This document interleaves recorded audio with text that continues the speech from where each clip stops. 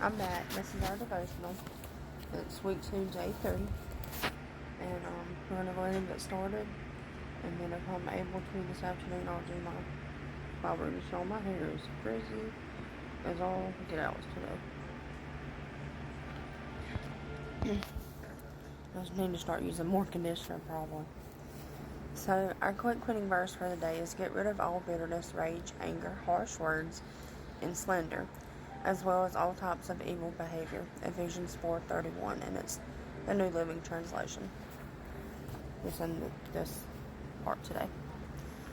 I sat sipping my fresh cup of coffee, listening to her story and hearing what God was doing in her life. My friend was about to embark on a journey across the country to follow after a purpose she desired. I was so excited for her as she shared with me the ways she had seen the faithfulness of God through the situations. I was really inspired by something in me ached when she said these words. You know, Nikki, when you're following God, everything just falls into place. I nodded my head slowly, took another sip of my coffee, and held back the tears. I was following God too. I was chasing the purpose, the dream, the plans He had for me and for my life. But it didn't feel like anything was falling into place. It felt like everything was falling apart. Every time I seemed to turn around, there was another problem, another obstacle, another detour away from where I was trying to go. How do we follow God when it feels like everything is falling apart? I think Ruth may have run into this issue more than once on her journey with Naomi, because as Naomi and Ruth arrive in Bethlehem, there's a clue as to know this journey may have gone. Okay, so it says Ruth 1:20. Don't call me Naomi, she told them. Call me Mara, because the Almighty has made my life very bitter. So it says Exodus 15:23. When they came to Mara, they could not drink its water because it was bitter. That is why the place is called Mara. Now, you guys, I've been mad at God and others before, but goodness gracious, you know you are mad when you change your name to bitter. That is a whole other level of bitterness. How does someone who is bitter treat others? What do you think the situation was like for Ruth to travel as a widow and a foreigner to Bethlehem with bitter Naomi? It's possible there was days when she felt like following God wasn't looking too snazzy and upbeat. The assignment of refinement was getting harder for Ruth. When we are following God and it feels like everything's falling apart, it left untreated disappointment can easily develop into bitterness. In verse 20, who is Naomi blaming for her bitterness? Eliminates Ruth or God? God did not give Naomi the name of bitterness. In fact, Naomi actually means pleasant. Can you think of an example of something in your life God has named a good name and over time it's been renamed something negative? Perhaps it's something like Job.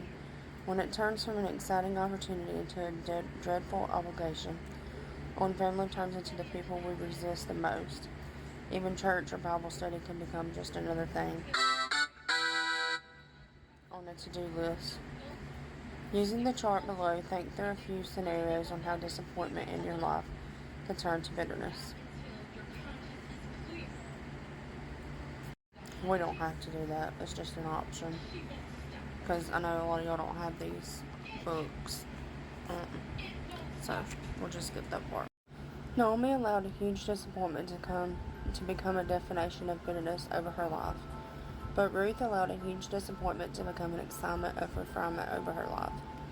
Before you think I'm getting all high and mighty and telling us we should all just be like Ruth, full of hope, let's be honest for a second.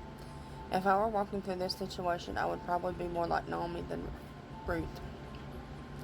Not letting bitterness slip into my disappointments has been a huge struggle for me personally. I've definitely become a bitter quitter more than once in my lifetime.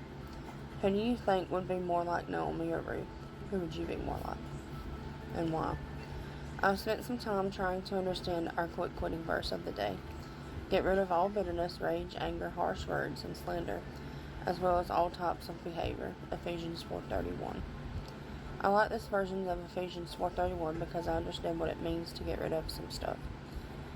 Do you take the time to get rid of stuff in your life? Why or why not? When you first start to get rid of things, it can feel like difficult and confusing. You start to second guess yourself and wonder, will I ever need this again? But after a while, stuff just starts flying out of the house. Don't need this, don't need that. What are some situations, whether past or present, they have left you feeling bitter? Do you think there are some ways Naomi could have gotten rid of her bitterness? If so, what would they be? Is there a way she could have healed without becoming bitter? There's the potential for each of us to become bitter quitters when facing disappointments. But there's also a potential for us to allow every difficult situation to shape and form some part of our character. When we start to see the hard, messy places and assignments of refinement, something shifts in our souls. It's a perspective change.